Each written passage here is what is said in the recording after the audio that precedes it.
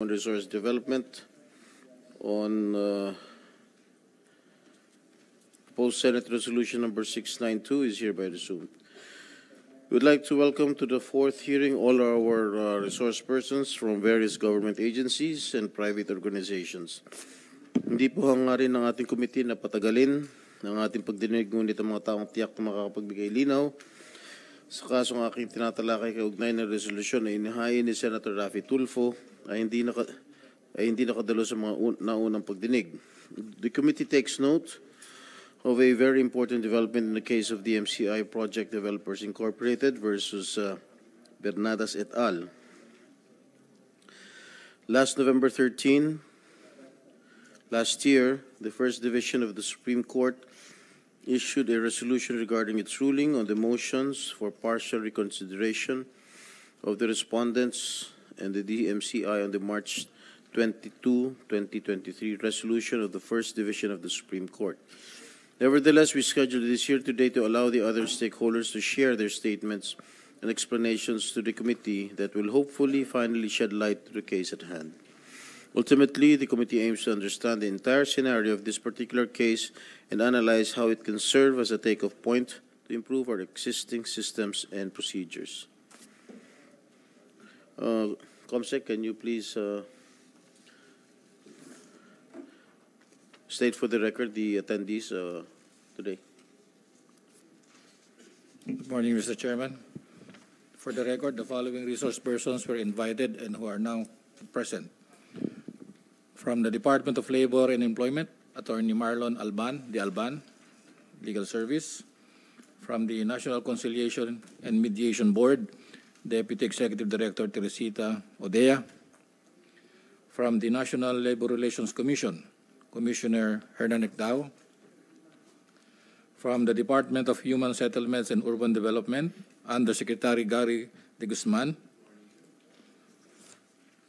Assistant Secretary... Excuse me, Engineer Julius, can you please sit down properly? Do not slouch. You, sit down properly. Assistant Secretary Sharon Faith Pakis. Attorney Angelito Aguila. Attorney Norman Jacinto Doral. We also have the former employees of the Housing, Land, and Land Use Regulatory Board in the name of Engineer Julius Tan, together with Engineer Annabel Narnse. From the Land Registration Authority, Attorney Savalente Tadeus Elizalde. From the Taguig City Register of Deeds, Attorney Cedfrey Garcia. From the Taguig City Assessor's Office, Engineer Roberto Villaluz. And from the DMCI Holdings Incorporated, Mr. Isidro Consunji, Chairman and President. From the DMCI Project Developers Incorporated, Mr. Alfredo Austria, President, together with Attorney Basilio Gascon Jr., Corporate Counsel. We also have Mr. Lilio Rebueno, the complainant, together with Mr. Raymond Ang, and assisted by Private Counsel, Attorney Agnes Maranan. From the labor groups, Mr. Domingo Mole, Buklura ng Magagawang Pilipino. And we have Mr. Salvador Carranza and Mr. Benjamin Miguel Alvero, the campaign officer of Centro. That is all, Mr. Chairman. Thank you, Comsec. I would like to acknowledge the presence of the proponent of this resolution, Senator Raffy Tulfo. Thank you, Mr. Chair. Later, Mr. Chair, I'll reserve my Thank you, questions later. Senator Tulfo. All right. To start the ball rolling, I would like to thank Mr. Consunji for attending this hearing. Are you privy to what is happening to the company? Are you aware? I was briefed by our lawyers, sir, after I arrived from my vacation. All right. Are you aware of the latest Supreme Court ruling? Pardon po? Are you aware of the latest Supreme Court ruling?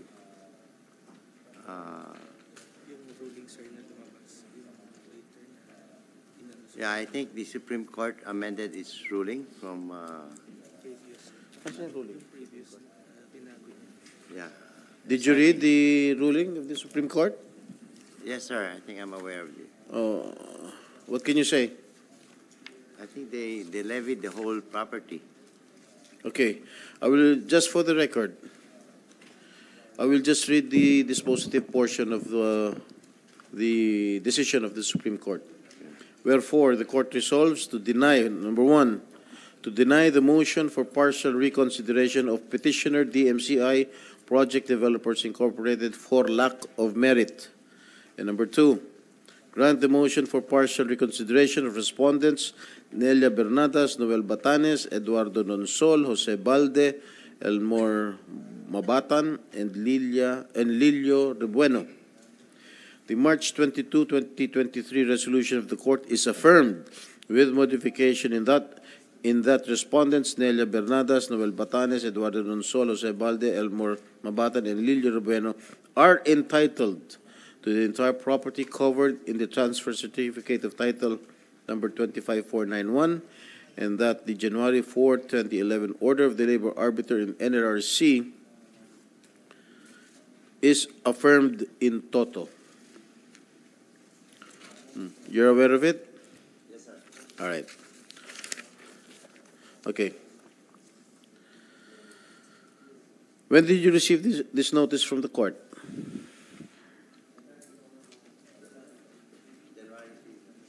January 3. Yes, sir. Did you brief the president of the MCI, Attorney Gascon? Yes. It seems that he does not know, he hasn't read the decision. He read it already. We briefed the chairman, Your Honor. Okay. What is now the recourse of the MCI after this latest court resolution, Mr. Consungi?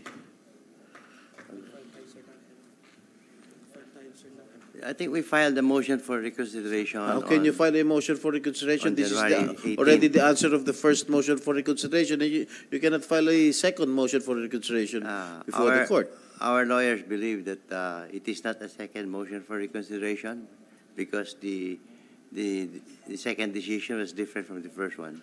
No, I don't think so. I'm not. I cannot judge that, sir. I'm not a lawyer.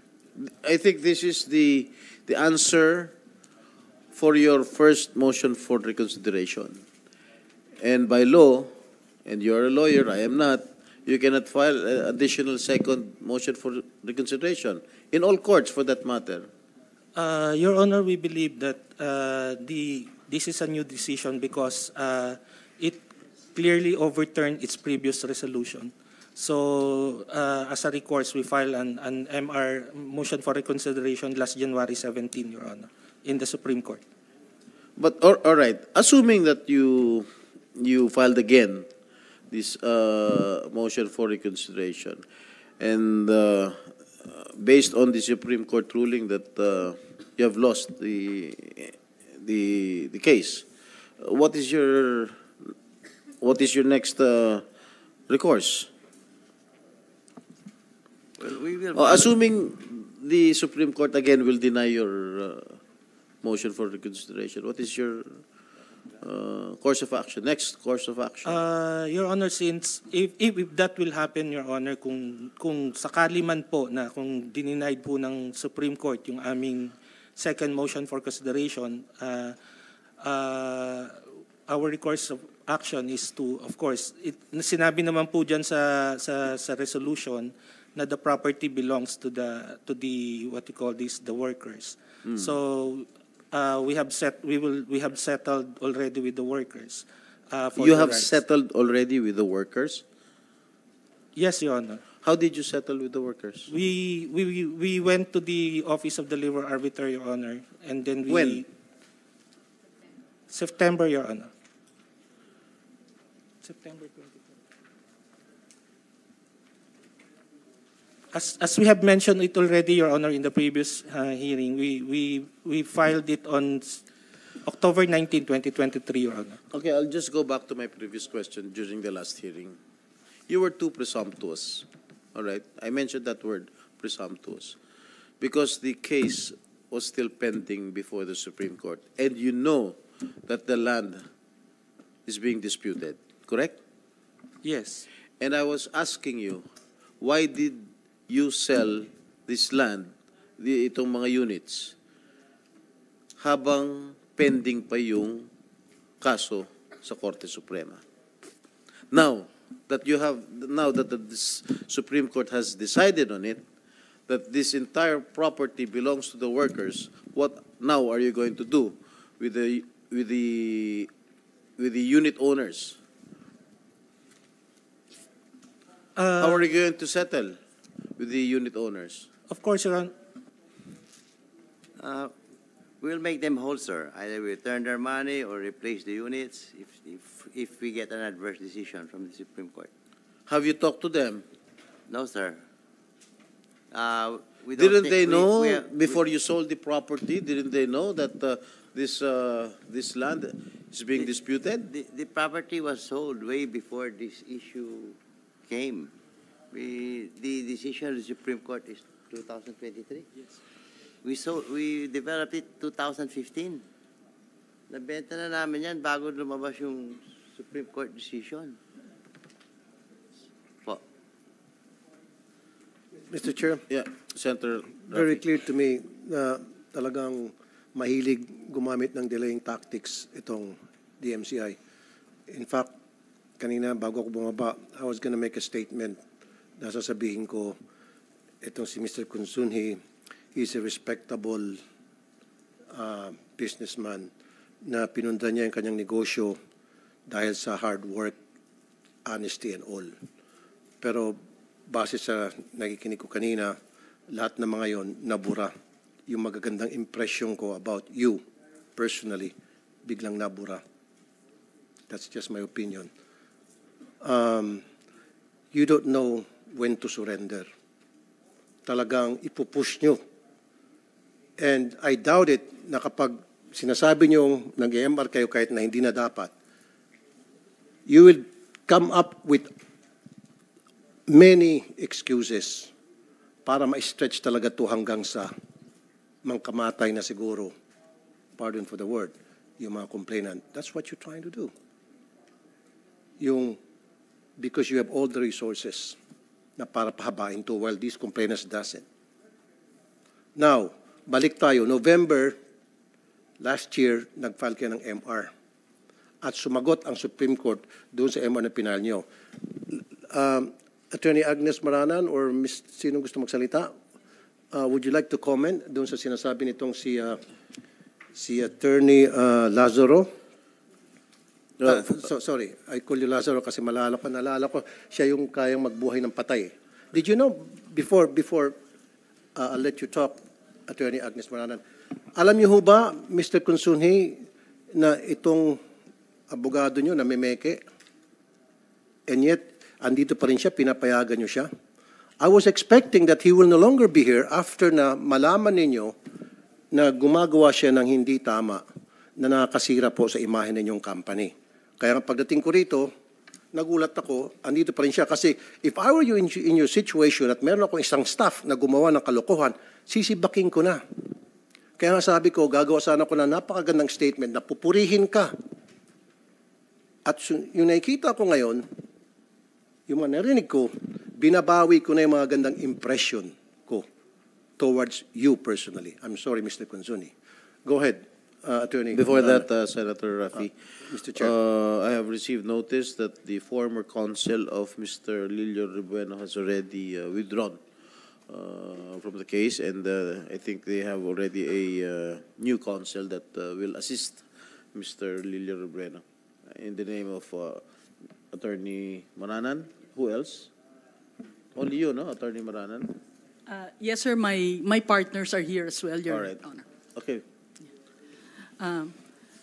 Mr. Chairman, sir, at Senators, thank you for giving us the opportunity to speak.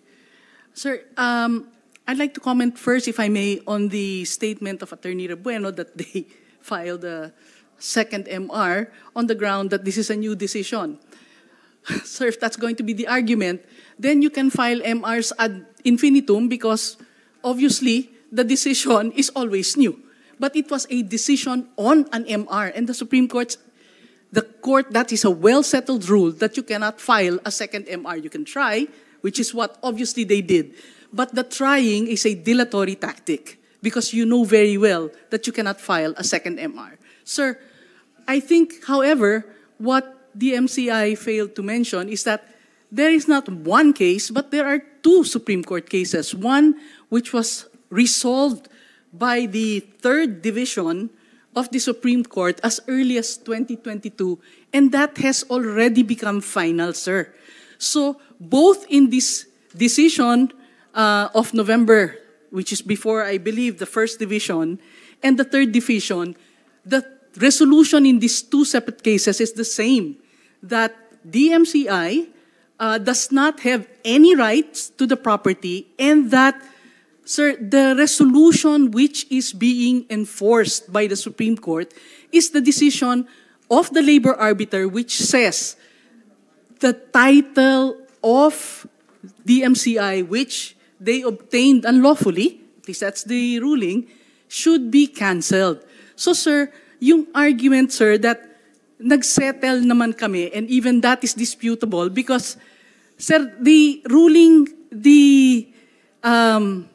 there is nothing in any document which says the shares are divisible, where each of the 6 has 1/6 share. All of the 6 own all of the entire property. That is the current state. So, sir, if one of them does not settle, that kills the settlement, and that is a fact. Mr. Bueno did not settle. So, besides, sir, yung settlement nila nung October, at the time they supposedly, and that is what the MCI is saying, at the time they settled in, I believe, September and October of 2023, there were no rights to transfer anyway because the workers here had already transferred their rights to the first buyer. So if they had already transferred their rights as early as February 2023, then by the time they executed a compromise agreement, 2 compromise agreements with 5 of the workers, there was nothing for the workers to transfer. It had been transferred. So that's that is with respect to the compromise agreement, sir. So ang tingin po namin, and may we also say, sir, if I may, that the fact that DMCI, in their compromise agreements, the 2 compromise agreements, specified that they were going to settle with the first buyer. They have a specific amount which they said they would pay to the first buyer. Is an admission. They know that there was a first sale here already. Kaya nga nila gustong bayaran kasi nagkaroon na ng first sale. So, sir, between the law is very clear, no? There can be no double sale here. And the compromise agreement effectively is a double sale. Worse, it was a compromise agreement, as your Honor said, which was executed at the time na may kaso pa. So, we totally agree, sir, that it was very presumptuous, no, for them to execute this when they knew very well that may kaso, no, may kaso. Mr. Chair? Yes, Senator Rafi. Attorney Agnes Maranan, sabi niyo kanina, there's no such thing as second MR. Okay. So, kung pag-uusapan natin itong decision ng Supreme Court, which is final executory, dapat mai-cancel na yung title na hawak ng DMCI, na yung DMCI nagmamatigas. So, nandito ba yung LRA, yung RD? Are you the regional director? So therefore, with this decision from the Supreme Court, i-cancel nyo na yung title. Can you do that? Or would you like us to call the Supreme Court and oblige you to do it? Sir, with due Compel you respect, to do Your Honor, we are waiting for the writ of execution for it to be cancelled, Your Honor. But we will comply with the order of the Supreme Court. We just need the writ of execution to cancel the existing title, sir. Attorney Maranan, sabi mo final? Because Yes, sir. there's no By the such way, thing there as are second. two. There are 2 decisions. As I said, the first one which was final as early as 22, said exactly the same thing. Final? Yes, sir, that one, undisputably. Okay. That is final. That is executory. And, sir, if I may, the decision of the Supreme Court in both cases is already executory. I believe there's nothing more to wait for. The Supreme Court said, implement Okay. the arbiter's decision. Do you have a copy of the decision, Attorney Maranan? That it says that it is already final and executory? Meron po. Apologies.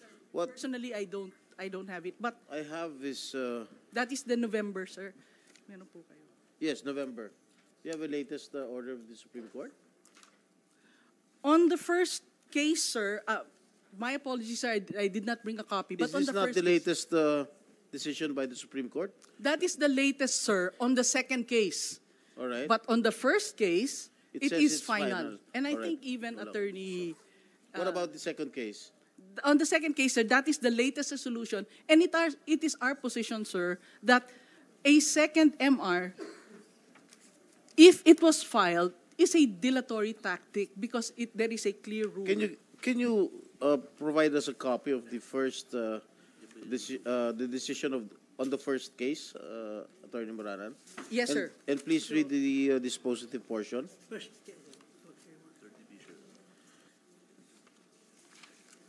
Yung sa third division.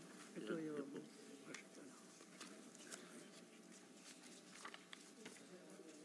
Ito yung decision.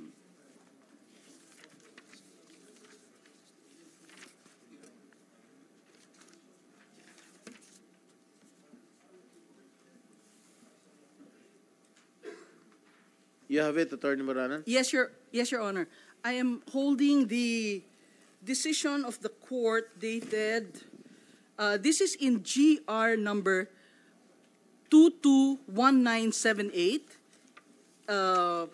It was a case which was resolved by the third division, and this order, sir, is dated April 4, 2022. And the dispositive portion of this order, which is the first case, says, wherefore, in view of the foregoing, the instant petition filed by DMCI is denied.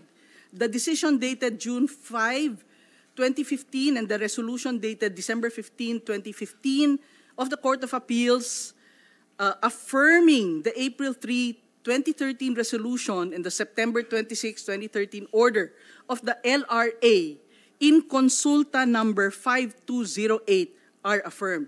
For reference, sir, the decision and the last sentence of this decision says, the NLRC's order dated January 4, 2011, and the entry of judgment in that case dated July 19, 2011 are registrable.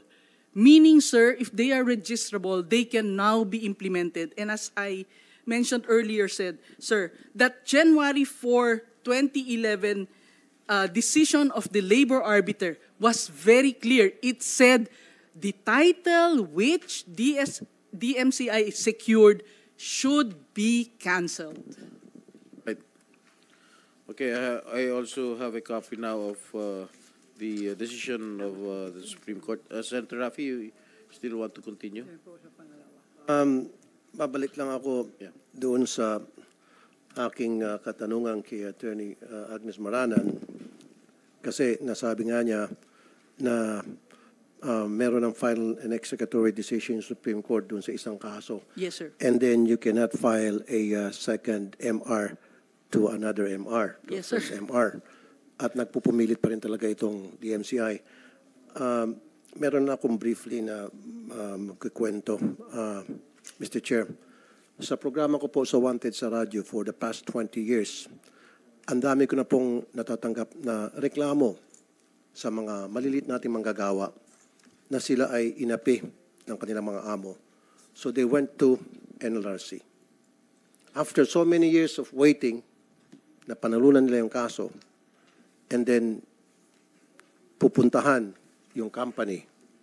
It's either nagsara na o dili kaya nalipat ng pangalan sa ibang may-ari. Or inilalaban sa korte, which ito yung nangyari ngayon. Patagalan na lang, pati bayan. Hindi ko na mabilang yung mga lumapit sa akin na nang kamatay na, pati pa yung kanilang mga anak, patay na. Inabutan ng 15, 20, 30 years pa. Hindi pa na-resolve yung kaso. Dahil nga, yung kumpanya, maraming resources, maraming pera, pwedeng magtiis, patagalan. Paano yung mga magagawa natin? Yung iba, pumupunta lang abroad. Kaysa mag-antay, mag-OFW na lang, ligtas na yung kampaning Mandarambong. Yung iba, uwi na lang probinsya, kaysa naman pabalik-balik, sa pamasahe. Nagsasawa.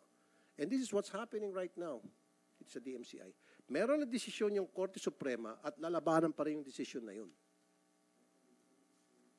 Kaya nga sabi ko kanina, Mr. Chair, meron na palang decision yung Supreme Court, sinang-ayunan yung sinabi ng NLRC from the beginning na i-cancel yung title and the Supreme Court did agree. Tama, Attorney Maranan? Yes, yes, Based sir. on their decision here? Yes, Your Honor. Okay. So therefore, kayo po, diyan sa LRA, Register of Deeds, kayo, dapat gumawa kayo ng aksyon. Maliban na lang kung kayo po'y nabayaran. Go ahead po, sir. Thank you, sir. With due respect, sir, the LRA is readily will comply with the decision of the Supreme Court. So there's a decision already? Yes, sir. It was raised in Consulta 5208, the issue of registrability of the court order.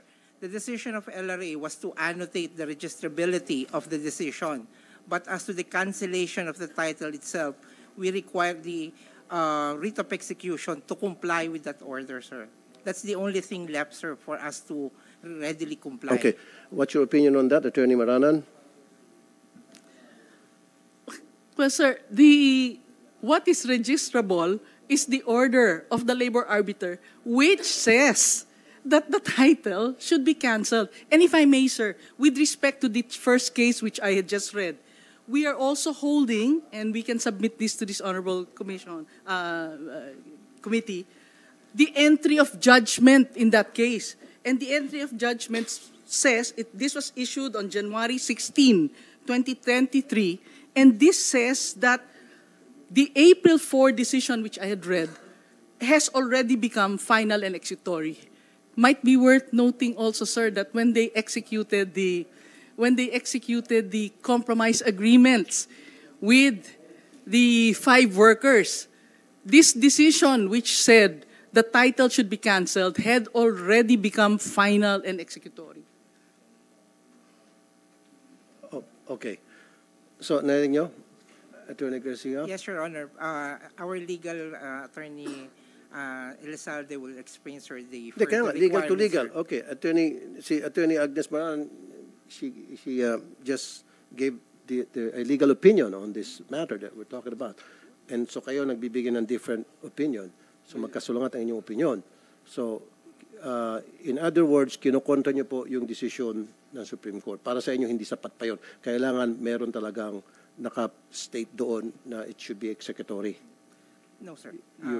Sir, can I give the floor, sir, to Attorney Elizalde, who can discuss Attorney the legalities Elizalde, of it? go ahead, please. Good morning, Honorable Senator Tulfo and Senator Estrada. Under the processes of the Land Registration Authority, when we decide that a decision is registrable, it only means that the decision is registered on the title as notice to the whole world that certain rights have been annotated. In the case of the NLRC decision and decisions of the court, we, however, require under our processes that a writ of execution be presented to the RD. We will, of course, comply. We just require that one thing because that is what is in our processes, Your Honor. Attorney Maranan, so they're waiting for a writ of execution? Well, sir, we find it a little odd that what the LRA is in effect saying that we will allow a registration on a title and what is going to be registered is a decision which says that very title is to be canceled. So, sir, is our position that this is already something that can be executed, sir. That's our position. Ano pong hinihintay ninyo?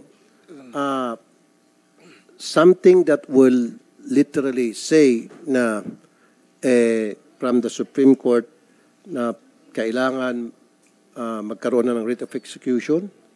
Yes, Senator, that is all we require, the writ of execution, and we will comply absolutely. Because that is the way the processes of the LRA have been made. So the opinion of Attorney Maranan, while we take note of that, that does not hold water with our office. Okay. Where would that writ of execution will come from para kayo po ay sumunod na? I-present lang po ng sheriff or yung prevailing party sa amin, tapos i-authenticate, and then we Teka na, magpe-present ang sheriff ng usually NRC? Yes, sir. Usually we require that a sheriff or a party presents to us. Kaya nga, sino nga yun? Sheriff ng Korte Suprema, sheriff ng NLRC, magpe-present ng writ of execution. Your Honor, the NLRC. Okay. Yan lang kailangan po. NLRC. NLRC. So, they're just waiting for a writ of execution coming from you para sumunod na sila doon sa sinasabi ng Supreme Court na mailipat na, mai-cancel na yung title. Hinihintay lang pala kayo. Then do your job. Cancel the title. I will check po on the records. Issue a writ of execution. Pero po kung ang sinasabi po ng LRA ay yung writ of execution na nagmula sa NLRC, matagal na pong natapos kasi po ang kaso na to, 1997 pa po yata. So kung pong yung, kasi po di ba ang proseso po sa amin is that magkakaroon po kami ng desisyon at pagkatapos po ng desisyon na yon, maaring umabot hanggang Korte Suprema o pero sa amin pa lang po, kahit po umakyat ng Court of Appeals yung respondent, mag-i-issue na po kami ng writ of execution. Ang writ of execution, Meron na kayo na-issue na writ of execution? meron na po ito kasi 1990s pa po na kaso Okay. ito eh. So, Ang nangyayari lamang po, Mr. Senator, pasensya na po. Ang nangyayari lamang po is that wala pong nakuha na cash or pera para masatisfy ang judgment sa kaso na ito. Kaya po ang ginawa po ng aming sheriff ay sinubasta yung ari-arian o yung property nung respondent na siyang may titulo. Ang naging problema lamang po rito is that nun pong sinusubasta na, ang sinabi po bigla ng DMCI, hinarang po nila yung pagsubasta dahil ang sabi nila, nabili na raw po nila ang property na ito na dating pag-aari nung respondent sa original na kaso. okay, so in short, meron na pong na-issue na writ of execution Meron from na po the ito. NLRC. So ngayon, ang gusto nila for the second time, mag-issue ulit ng writ of execution. Now, okay, just for the sake of argument, halimbawa, nag-issue siya ng writ of execution bilang pangalawang aksyon doon sa unang writ na kanilang issue, would you oblige? Your Honor, for clarity, your sheriff, the sheriff of the NLRC, will go to the Supreme Court to get the writ of execution and serve it upon the Register of Deeds, whereupon the RD has nothing left to do but to cancel the title. Because that is the last part of the process of the legal Okay. process for the transfer. Okay, so ang gusto niyo mangyari, ang NLRC pupunta sa Supreme Court para humingi ng writ Yes, sir. of execution. Yes, sir. Attorney Maranan? Yes, sir. Thank you. Sir, first of all, this is not, we completely agree with the NLRC. This is not the first, this is not the reason why the workers here were able to obtain title here was on the basis of a notice of levy of the NLRC. The property was sold in public auction, and sir, it was never redeemed. So in fact, the certificate of sale in favor of the workers, I think as early as the 1990s, I'm not absolutely sure of the date, sir, was already registered on that title. So it is, we are stunned that a title which already had a certificate of sale that became final because it was never redeemed, was somehow still transferred to DMCI, and that is the subject of the labor case, of the labor proceedings which occurred in 2011. Sinabi ng labor arbiter din, paano naman nailipat sa DMCI to, merong annotations already. So how is it possible that it was transferred in the first place to DMCI when the certificate of sale in favor of the workers was already annotated? And from that point, sir, one court after the other, the NLRC, and then eventually the two divisions of the Supreme Court affirmed it because it stems from what they call a certificate of redemption. Excuse me. Yes, sir. Mr. Chair, pwede ba natin ilagay under oath itong mga taga LRA? Tingnan natin tiba nyo. Magsinungaling kayo. Put them under oath, please. Itong dalawa.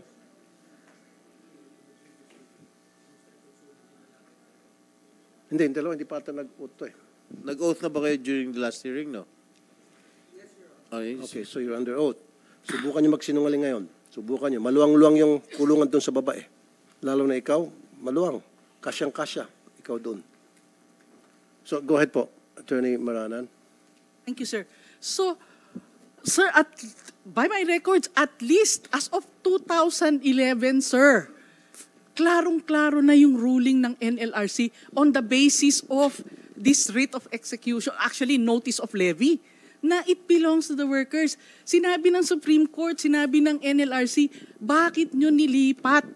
Meron ng titulo na nandun yung annotation ng certificate of sale na hindi ni-redeem, and yet, Okay. nailipat Right pa there. rin. Okay, anong sagot niyo doon? Sinong matibay magsagot dyan? May annotation na in favor yung doon sa worker, yung sa sale, and yet, gino nyo pa rin. Yes, Your Honor. I'd like to be clear with the records, Your Honor. The title in question, Your Honor, is titled 12619 in the name of Taguig Land Development Corporation. It was not yet, sir, transferred to the MCI as per allegations of Attorney Maranan. The record states, as you can get it certified true copy, that the title is still with Taguig Land Development Corporation coming from the property of Laxina.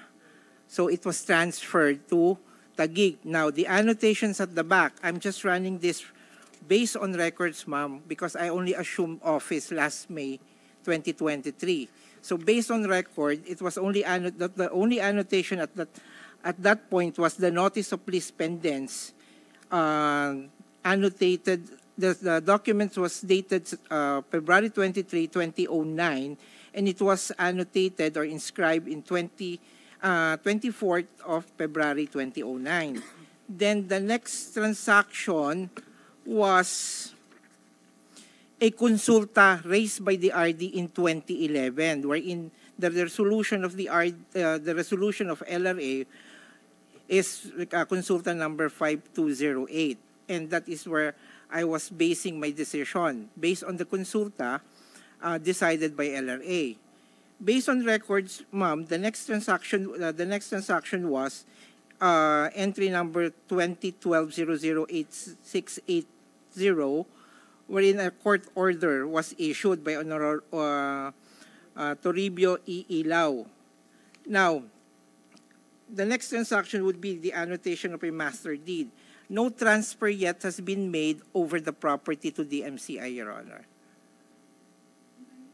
Go ahead, Attorney Marano. Thank you.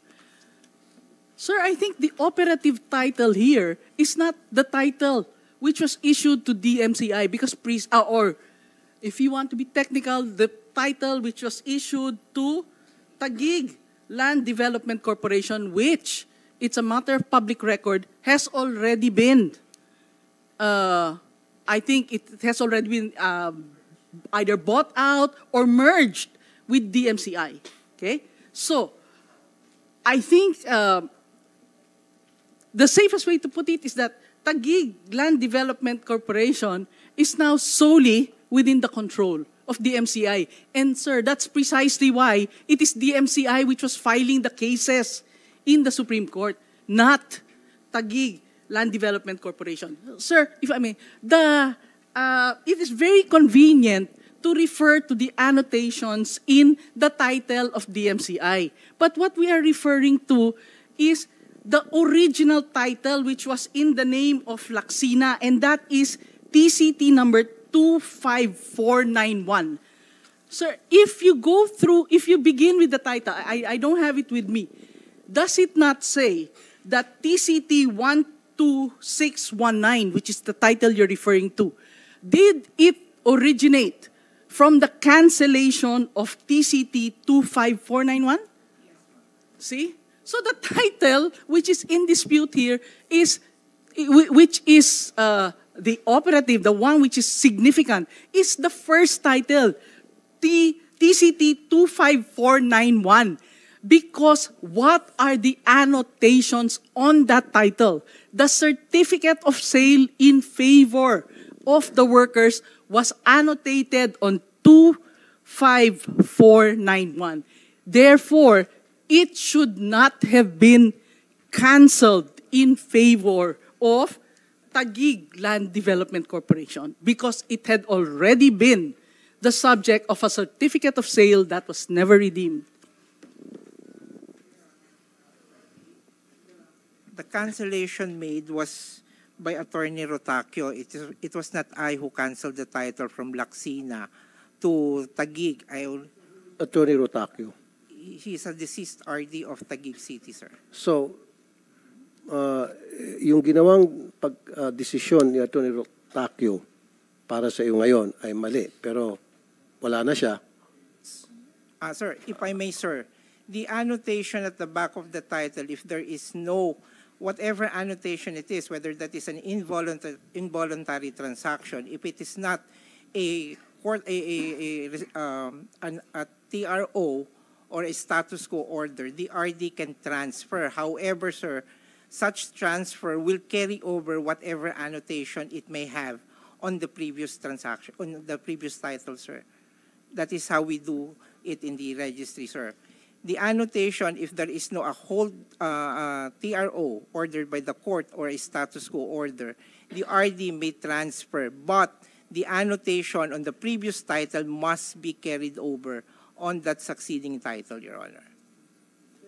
Yung sinabi niyo po, Attorney Garcia, binanggit niyo ko si Attorney Rotacio. I'm really interested.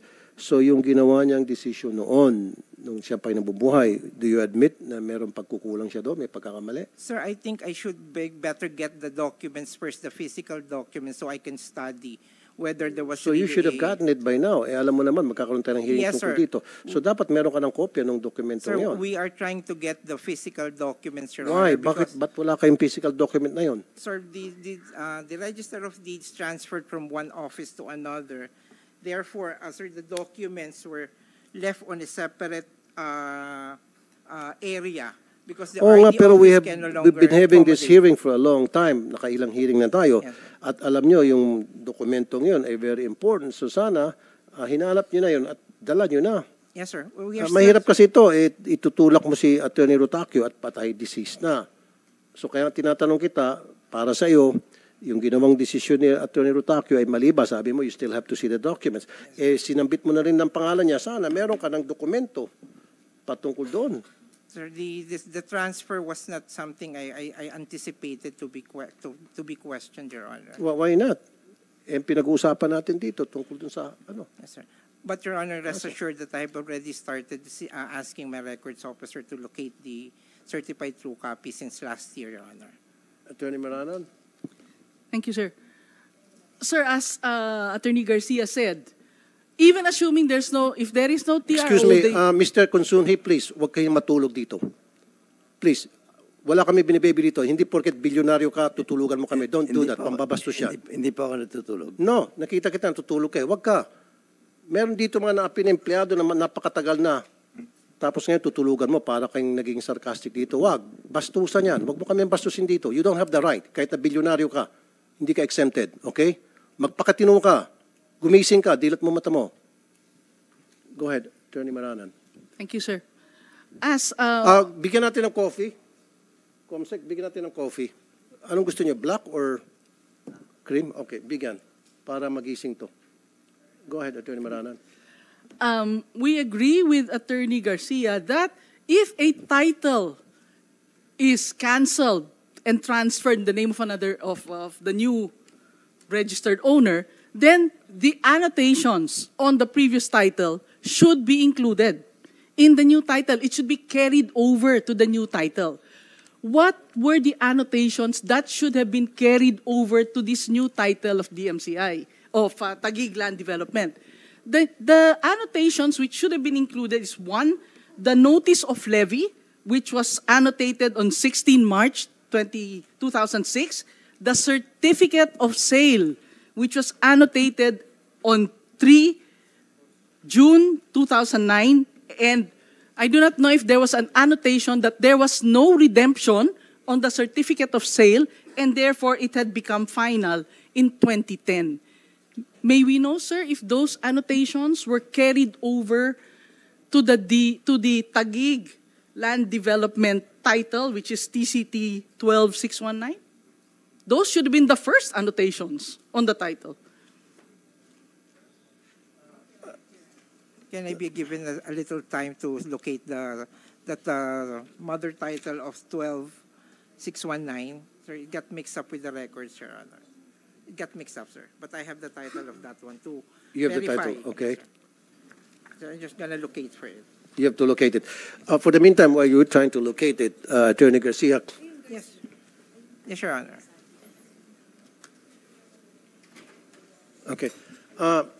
Attorney Maranan, malapit na tayo rito eh. Parang nababalik tayo sa mga binibigay nilang argumento to the extent na pati ba naman yung patay nadadamay pa rito. Bakit hindi na lang po kayo mag-file sa Supreme Court na para mag-issue ng writ of execution at yung dokumentong yon coming from the Supreme Court, ihampas natin sa kanila at wala na silang pwede maitanggi because that document coming from the Supreme Court, hindi na nila pwedeng tanggihan. Can you do that? And I personally am not counsel of record in that case. So the one who has to file a writ of execution, which frankly, the notice, the entry of judgment says it's executory. So we will coordinate, sir, with the counsel of record. And if the counsel of record is no Attorney longer Maranan, available, then we will enter Attorney our Maranan, appearance to file. Nagmamatigas nga sila. Gusto ko silang makorner, gusto ko silang makahon, if you will. Para wala na silang reason pang ibigay. Wala na silang iba pang palusot na ibigay. Because they're using that excuse na we need a writ of execution from the Supreme Court. Sinabi nito, tama? Okay. Now, can you not go to the Supreme Court, since meron naman decision ng Supreme Court pertaining to this case, sasabihin nyo na, Your Honor, may we request a writ of execution dito sa inyong decision. And I'm sure mag-i-issue yung Supreme Court. Once the Supreme Court issue that, then ibibigay natin sa kanila at wala na silang pwedeng idahilan pa siguro. Yes, sir. My law partner, Attorney Santos, we checked the rules, sir. There is no such thing as a writ of execution in the Supreme Court. A writ of execution is issued by lower courts. So, sir, kaya nga executory na to eh. There is no writ of execution in the Supreme Court. So, Okay, so who should be issuing the writ of execution in this case? The lower court, NLRC. NLRC, issue NLRC. Hindi. Excuse me, Senator Rafi. You have already answered that you already issued Yes, sir. a writ of execution. Am I correct? Yes po, I think it was issued way back 2006 Yes. pa po yata. Yes. So wouldn't it suffice that the lower courts, meaning the NLRC, had already issued a writ of execution? Your Honor, what they get their entry of judgment from the SC, they get the decision, then they attach their writ of execution. Again, sir, we would really like to oblige immediately, but it's in the processes of the LRA that we have the writ. So then they can just... Mr. Chair, excuse me. NLRC, listen. mag-issue kayo ng panibagong writ of execution emanating from the decision, latest decision of the Supreme Court, and then ihampas natin dito sa dalawang to. How's that? Para matapos na.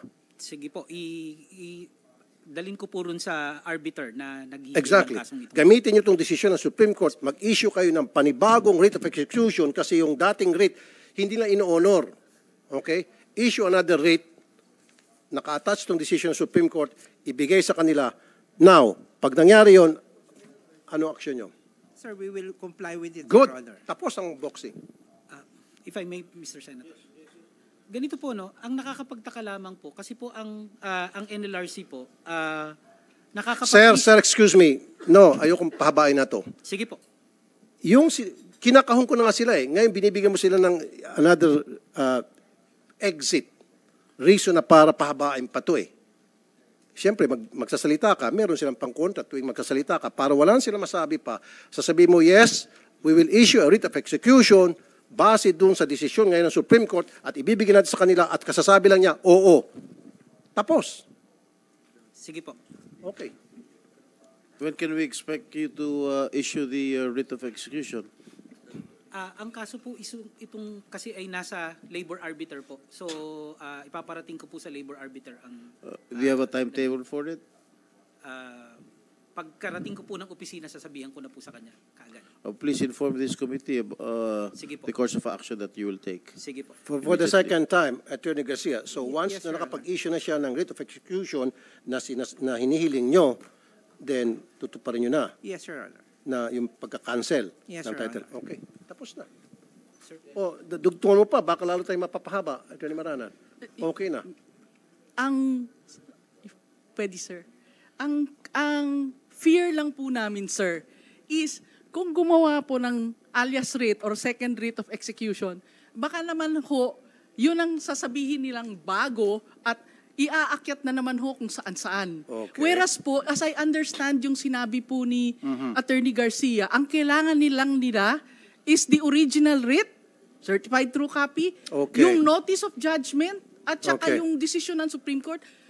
Bukas na bukas That ho, will pwede na suffice? namin yun po yung sinabi, as I understand, sir, what Attorney Garcia said, they need the original writ, the entry of judgment, which we have, and the decision of the Supreme Court, which we have. We can Attorney submit that. Moranan, if I understand you correctly, there is no need for the NLRC to issue another second writ. Am I correct? Yes, sir. Because my worry, sir, our worry is, alam niyo man ho, ang problema ho, lawyers can be very creative eh. Baka ho yung second writ of execution, Well, I understand. I aakyat na understand. naman ho yan. Yes. Whereas, kung ang hinihingi lang naman ho, is the writ mentioned here, the copy of the notice of judgment in this case, and the decision, we can give that tomorrow. Attorney Elizalde, you were asking for a writ of execution that is based on the deliberations a while ago. If I may, Your Honor, what we are asking No, for... let me finish, Attorney. Yes, sir. Nag-issue na ang NLRC ng unang writ of execution. Ang hinihingi mo, sinasabi mo kanina, kailangan ng writ of execution. Ang sinabi ni sabi mo from the Supreme Court. Ang sabi ni Attorney Moranan, hindi nag-i-issue ang Supreme Court ng writ of execution. Alright, am I correct? That's correct, sir. So, kailangan ang writ of execution manggagaling sa lower courts. Correct? Am I correct? Yes, sir. Now that NLRC has already issued a writ of execution, wouldn't that suffice? I Hindi wish... pa ba, ano yan?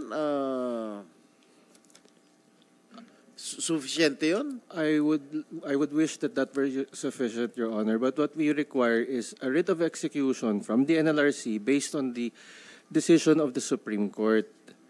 Pero Mr. Chair, I see the point of Attorney Maranan here. The lawyers of DMCI can be very creative na kapag nangyari yung questionin nila yung bagong rate, hanapan nila ng butas, iakyat nila ngayon sa korte na naman, hahaba na naman yung proseso. So therefore, yung na-issue na original na rate, dapat i-honor nyo kasi yung original writ of execution that was issued by the NLRC, when was that, sir? ang alam ko po as early as 2006. Meron 2006. Yun yung kasing pinaglalabanan. Umakyat hanggang sa Supreme Court. So dapat i-honor yung writ na yun that was originally issued na kung saan nagbigay ng desisyon ng Supreme Court now. That would be, again, Your Honor, that would be against our processes. What do you mean against the processes? We require the writ based on the final decision of the Supreme Court. That will be... Kaya nga final decision. The Supreme Court came up with the final decision from the writ that was issued back in 2000.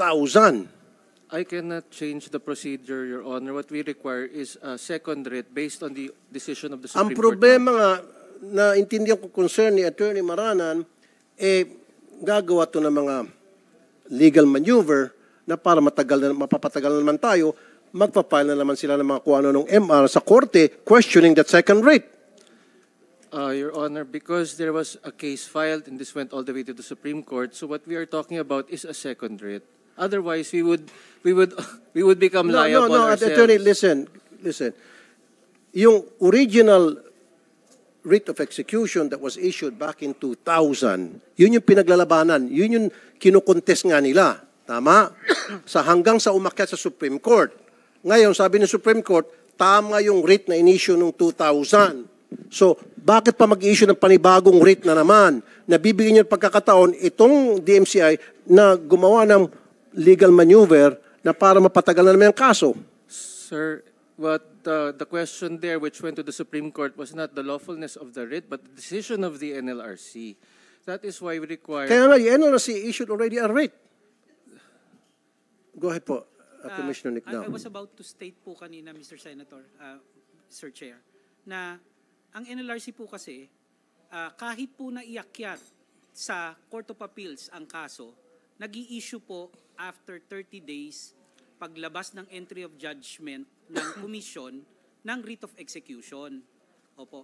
Kung wala pong TRO, restraining order, or preliminary injunction, or much more permanent injunction, continuing po yung writ of execution na yon.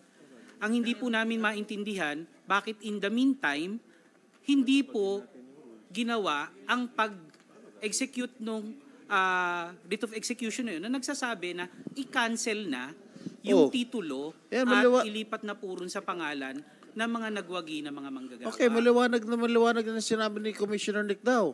Why did you not implement the first writ of execution issued by NLRC? At saka ang tanong, meron bang TRO? Doon sa writ. There was no temporary restraining order. Sige, magturuan kayo. Sige, turuan kayo. Your Honor, what went up to us was called a consulta as to the registrability of the decision of the NLRC. In consulta number 5208, we agreed with the NLRC that their order is registrable.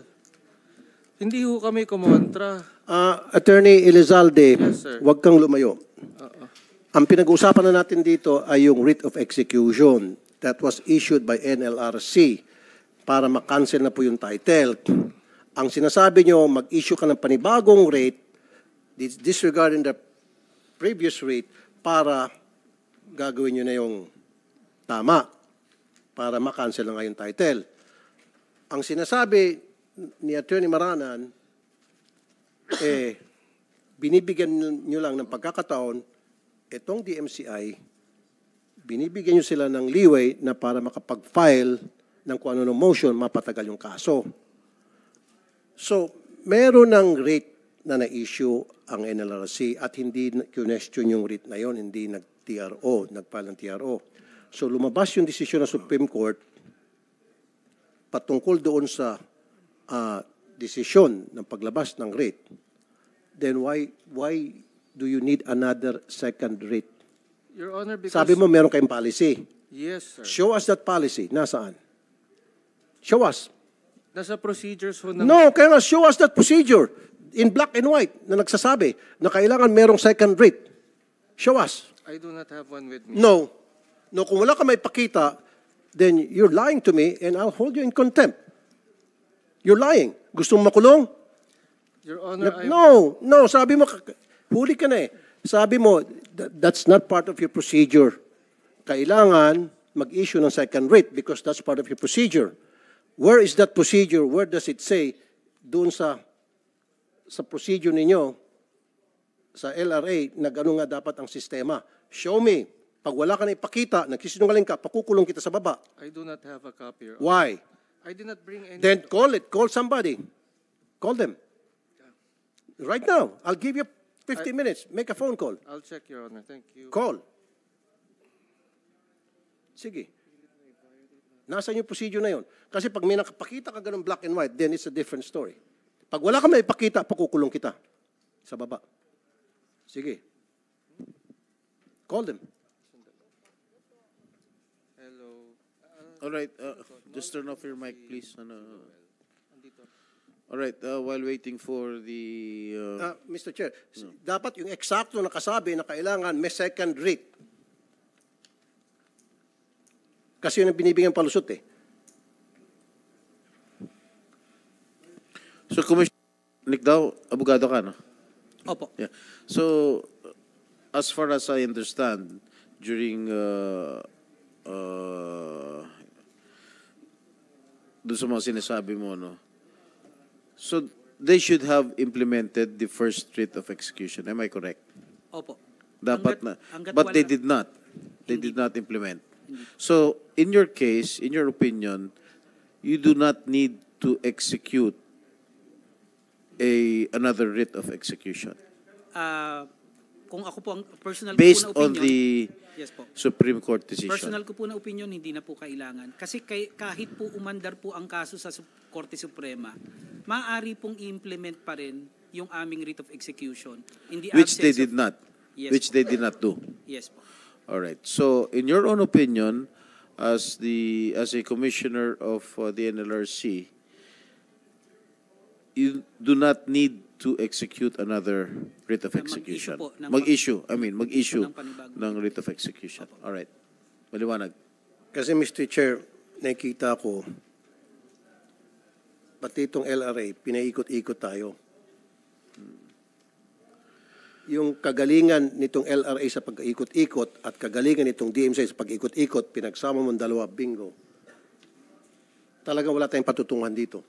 Pag in-entertain natin yung kanilang kabalastugan. No, I'm not gonna accept it. Attorney Elizalde, have you, did you get the records ready? Your Honor, I'm having someone look through the records now. Excuse me? Pinapahanap ko po, sir. How long would it take? Kayo pa ba'y manual o computerized? Dapat isang pindot sa computer, hanapin nyo, search, nandiyan na agad. Manual po yung... O, so kung manual, abutin tayo dito ng siyam-siyam. Gusto mo i-suspend natin para pagbalik para sa next hearing, meron ka na nun. I fervently apologize that we are still looking. Kaya nga, kung halimbawa, sasabihin mo hindi mahanap-hanap dahil manual pala kayo at kung saan nakalagay na yung dokumentong yon, saan nakabaon, so sa susunod na hearing, may dala ka na. Yes, Your Honor, we'll do that. No, we'll wait for you now. We'll wait. Attorney Elizalde, abogado ka, di ba? Attorney. Yes, Alright, Your Honor. hindi ka ba sumasang-ayon sa opinion ni Commissioner Nick Dao na hindi na kinakailangan mag-issue ng isa pang writ of execution base sa... Mr. Chair, I'm sorry. Yes. Kasi nga, babalik naman tayo doon. Sabihin niya, procedure. Pinagbabawal. That's why, para matapos na agad to, ipakita mo yung procedure ninyo na sinasabi mo, Alright. wherein it states na kailangan ng second writ. Alright, Attorney Elizalde, kung i-implement mo yung in-issue ng NLRC ng writ of execution, sa tingin mo ba may kakaso sa'yo? Sino magkakaso sa'yo? Hindi ko po alam, Your Honor. What you want to Why do... don't you implement motu proprio the issuance of the writ of execution by the NLRC, which has been issued way back 2006 pa, 18 years ago. You did not do anything about it. Mr. Chair, baka babawiin eh. Baka may babawiin ang DMCI sa kanya. Bakit? Were you there already in 2006? I was not a lawyer in 2006, Your Honor. Oh. Anyway, now that pinag-uusapan natin to, bakit hindi nyo gawin? Meron ng Supreme Court decision. Will I be granted, sir, just to check the procedure? I am looking for yung sa procedure. If there is any chance that we can follow what you are saying, we will do so. Certainly. Following up dun sa sinabi ni Mr. Chair. So, meron bang labag sa batas kung sakali man, meron ganung procedure? Kapag sinunod mo yung original writ na in-issue ng LRC and then going back sa decision ng Supreme Court, kapag sinunod mo, nag-motu proprio ka, meron ka bang violation doon sa procedure, ikaw ay makukulong?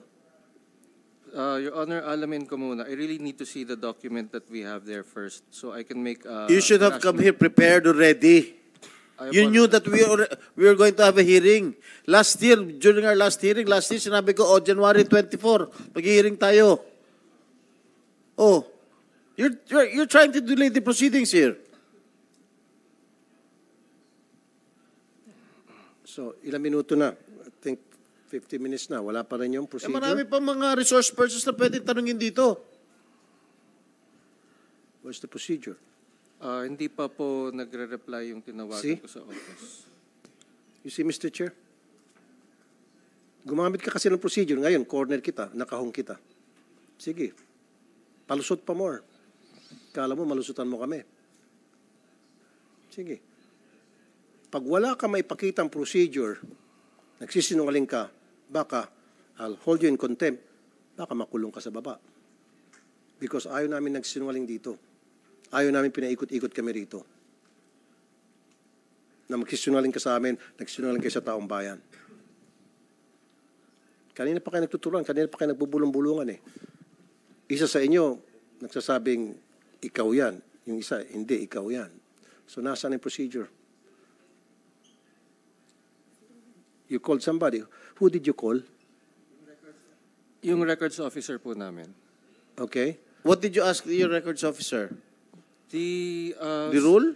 Yes, sir. The procedure that requires Procedure? writ of execution na bago. Na bago? Na bago? Yes, sir. Okay. Sige, I want to see that. Okay, habang iniintay natin na Senator Raffy, siguro tanungin natin yung ibang mga resource persons here. Okay, Mr. Consonghi, I think you're quite sleepy already. Gising na, Mr. Consonghi. Okay. Going back to my previous question, will the condo unit owners be deemed homeless or will you initiate refund proceedings? No, sir. Talo na kayo sa kaso. No, sir. What do you mean no? Pwede namin sorry pera nila or choose another unit. Marami naman kami unit doon. Marami kayo unit. Sa tingin mo, papayag yung mga unit owners. Eh kung doon sila komportable sa binenta yung units na disputed. Most probably, sir. What do you mean most probably? Well, I cannot conjecture now. That, Okay, may mga ganitong kaso ba na nangyari sa DMCI property owners sa mga nakalipas na taon? wala naman po. Wala. Okay, will the unit owners be refunded based on what value? Their acquisition price or the market value? Well, we will Paano talk. yung mga nagastos ng mga unit owners sa pag-remodel, sa renovation, yung mga incidental costs? Kausapin ho namin sila. Kung Ilan sakali yun? man. Ilan yung kakausapin ninyo? No, kung sakali hong... Ilan yung unit owners kausapin ninyo? 130 ho. 100? 30. 130. Okay. The DMCI has been directed by the Department of Housing in Disud in their order dated January 19, 2024 to cease and desist from selling and collecting monthly amortizations at Ivory Wood Condominium. Likewise, DMCI was also ordered to pay an administrative fine of 10,000 for failure to meritoriously explain to the Disud order dated December 6, 2023. Have you received this order? Oh, an update. We're complying, sir. Were you still collecting No, sir. based on the directive of the Disud? Yes, sir. Are you sure you stopped collecting money? Who's from this wood? Okay. As reported to me this morning, sir. Okay, during our previous hearings, the MCI officials admitted that 131 units in 3 buildings are affected out of the 965 total condo units in Ivory Wood. Okay, are the unit owners aware of this predicament? Alam na ba nila? Yes, sir. Going to my previous question, did you inform them? Did you inform them of the latest Supreme Court ruling? I was in. No, Mr. Chair, makasingit lang briefly, please. Okay, ang tanong, nung kayo po ay nagbebenta ng mga unit na yon sa mga kliyente ninyo, did you inform them na itong binibenta namin mga unit, may kaso ito ngayon sa korte? Did you do that?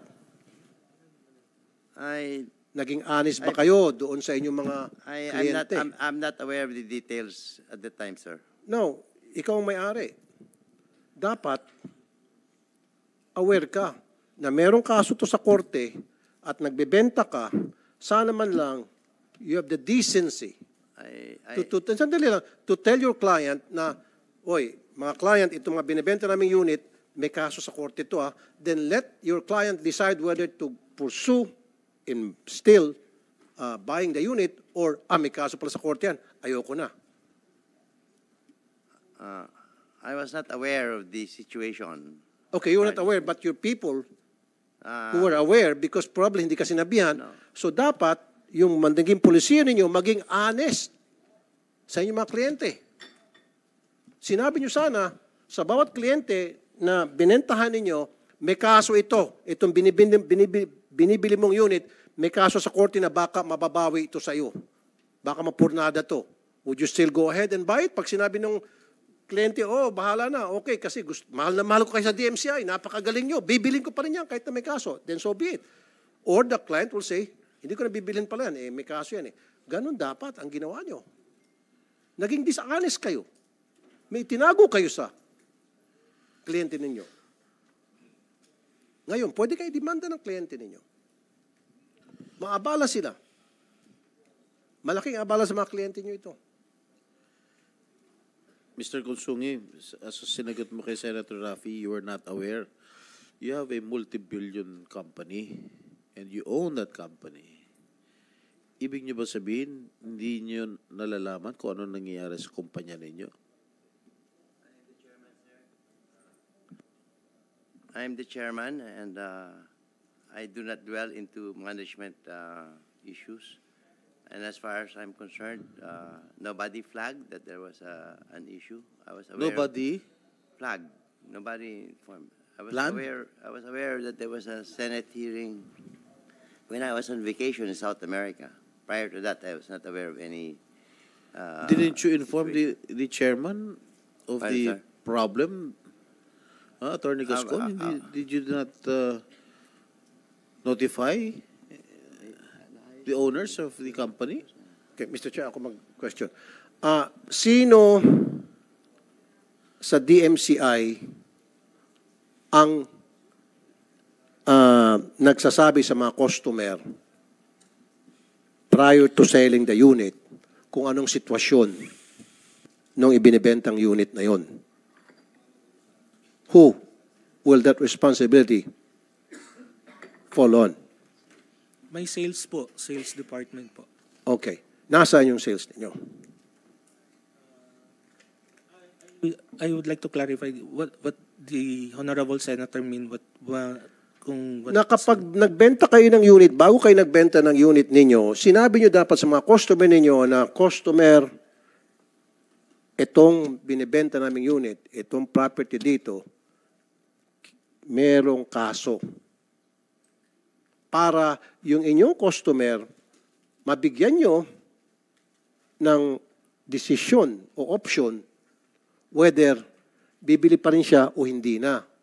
Kasi kung ako, personally, kapag pumunta ako sa DMCI at sinabihan ako ng DMCI, Mr. Tulfo, itong binibili mong unit o binibenta naming unit sa iyo, may kaso to sa korte ha? Of course. Siguro lahat naman ng tao ay wag na. At hindi nyo sinabi yun. DHSUD, meron bang violation doon? Yes, sir. Dapat ho, ang sinasubmit po sa amin, pag nag-apply ng, halimbawa, ng license to sell, Your Honor, Mr. Chair, is yung copy ng titulo. So yun po yung sinubmit nila sa amin na pinagbasihan ng pag-i-issue. Kasi at that time, according to yung mga nag-evaluate po, during that time, si Engineer Narce at saka si Engineer Tan, sinabi nila na kinonsulta naman nila sa monitoring unit namin. And since notice of lease pendants lang po yun, yung isa in-elevate pa sa konsulta, tapos wala nang pong follow-up na annotations na nakita, binigyan po ng clearance yun at that time. So ngayon po, na-issue na yung license to sell, nagbebenta sila. And nung nagkaroon nga po ng mga Supreme Court decision, nagdesisyon naman si Director Dural, yung regional NCR namin, na isis and desist sila.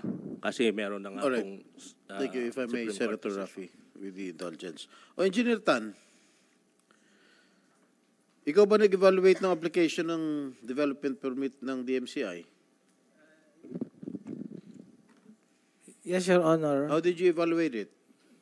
Base po dun sa mga requirements ng ng opisina namin regarding sa mga applications ng development permit. Okay, why did you recommend the issuance of the development permit in favor of DMCI, knowing, despite the fact that the title is not in the name of DMCI? Ano po kasi, kinonsulta ko po yun dun sa mga superiors ko. Sandali, di ba very elementary, Engineer Tan? Retired ka na, no? Wala ka na sa DSUD? Wala na po. Alright, very elementary. Pag mag-i-issue ka ng development permit, aalamin mo, di ba? Yung kung ano yung nasa pangalan ng titulo, nakalagay sa titulo. Opo. Yun ba in-evaluate mo nasa pangalan ng DMCI?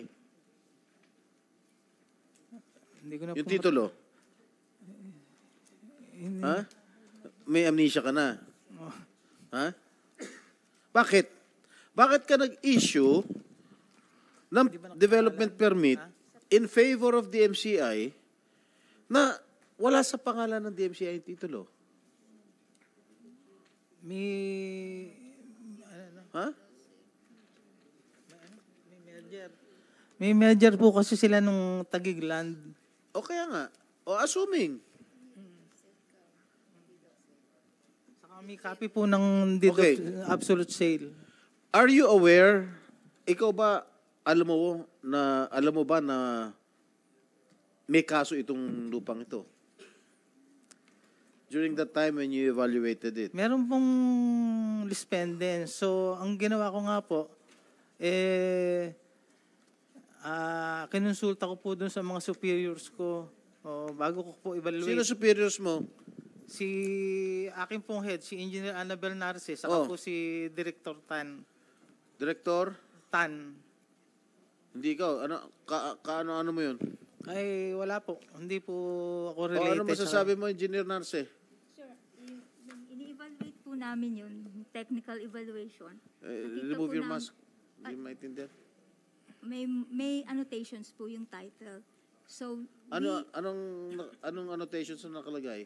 list pendants, and Oh. then konsulta, and then yung TRO, something like Oh. that.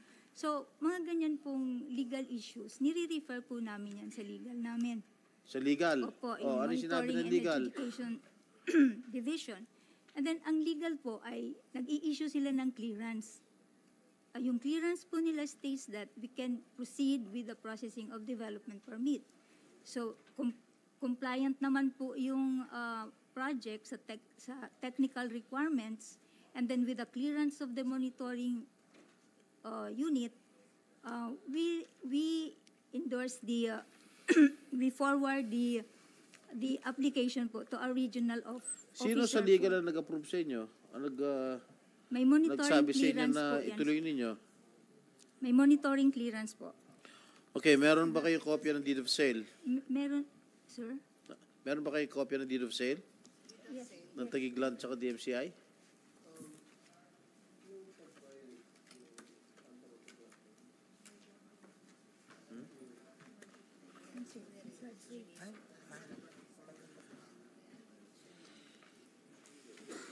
Meron kayo kopya? Wala.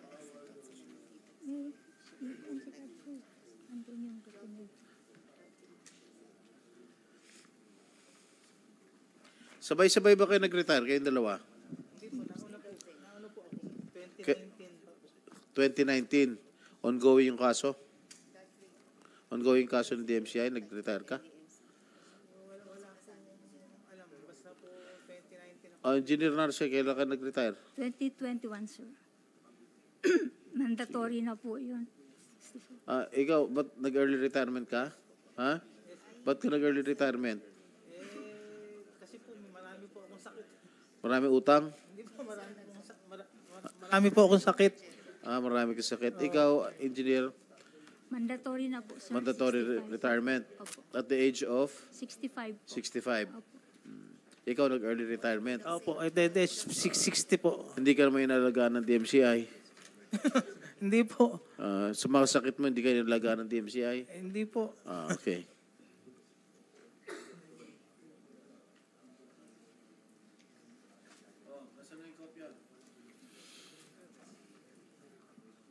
Sir, if I may, Mr. Chair. Yes, Yusek. Yung nandito po sa position paper, at that time... Mr. Chair, excuse me, Mr. De Guzman. Hindi po pa sinasagot yung tanong ko kanina eh.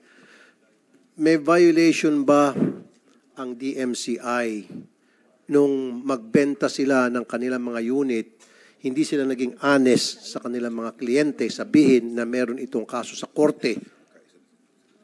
Was there a violation? Ba't titingin ka sa ASEC? Mas mataas ka, USEC ka. Hindi, may sinasabi lang po. Go ahead. Sorry po, Mr. Senator.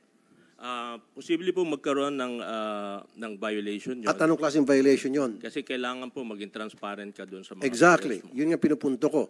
So therefore, merong violation. So anong sanction na pwede maipataw dito sa ganong klaseng violation? Meron po kami mga penalties. At ano po yun? Tulad nga po nung ginawa ni Director Doral, doon sa cease and desist, pinailan na po siya ng 10,000. 10,000 pesos lang? Ganun po lang talaga yun sa penalties namin eh. Yun ho yung maximum. Naku, lang Hindi yun pa ho ng DMCI. Hindi pa ho na-re-revise. Re-revise pa nga ho namin. Tataasan na namin. On top of the 10,000, ano pang pwede maipataw na sanction doon sa pagsisinungaling nila o hindi paging honest, hindi paging honest? Binabawalan na po silang gamitin yung license to sell. In the meantime, pinapatigil po sila ni Director Doral. At the same time, hindi rin po sila pwedeng kumulekta muna ng mga bayad ng mga buyers. Pansamantala. Apo. So kinakansela mo ng license nila para mag-develop. Suspended po. Suspended pala, all license.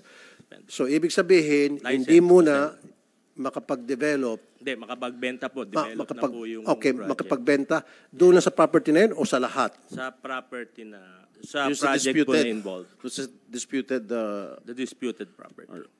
Okay. So, Attorney Gascon, kasi itong si Mr. Consuni, wala siyang masagot dahil sabi niya, siya yung CEO raw at hindi siya, he doesn't dwell on micromanagement.